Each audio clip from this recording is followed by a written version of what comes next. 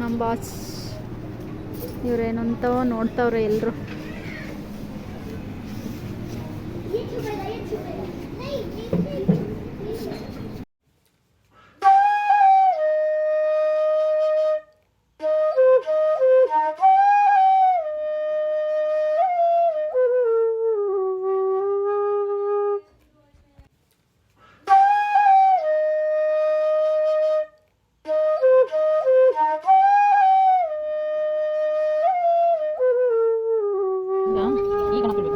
ಈ ಗಣೇಶ ಒಪ್ಪಿಗೆ ನಾವು ಕೂತಿರ್ಬೇಕು.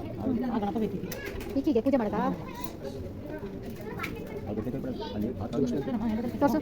ಇನ್ನೊಂದು ಖುಷಿ ವಿಷಯ ಏನಪ್ಪ ಅಂದರೆ, ಅದೇ ಟೈಮ್ಗೆ ಅಲ್ಲಿ ಶ್ರೀ ರವಿಶಂಕರ್ ಗುರೂಜಿ ಕೂಡ ಬಂದರು. ಮೇ ಬಿ ಬೈ ಲಕ್ಕೋ ಏನೋ ಗೊತ್ತಿಲ್ಲ. ಗುರೂಜಿ ಹೇಳಿರೋ ಒಂದು ಮಾತನ್ನು ನಿಮ್ಗೆ ಹೇಳಕ್ಕೆ ಇಷ್ಟಪಡ್ತೀನಿ.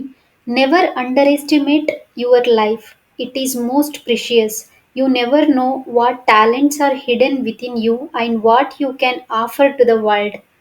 ರವಿಶಂಕರ್ ಗುರೂಜಿಯವರ ಕಾರ್ಯಕ್ರಮ ಮುಗಿಸ್ಕೊಂಡು ಅಲ್ಲೇ ಪಕ್ಕದಲ್ಲಿರೋ ಉಡುಪಿ ಗಾರ್ಡನ್ಗೆ ಊಟಕ್ಕೆ ಅಂತ ಹೋದ್ವಿ. ಅಲ್ಲಿ ಭರ್ಜರಿಯಾಗಿ ಊಟ ಮುಗಿಸ್ಕೊಂಡು ನಂತರ ಮನೆಗೆ ಬಂದ್ವಿ.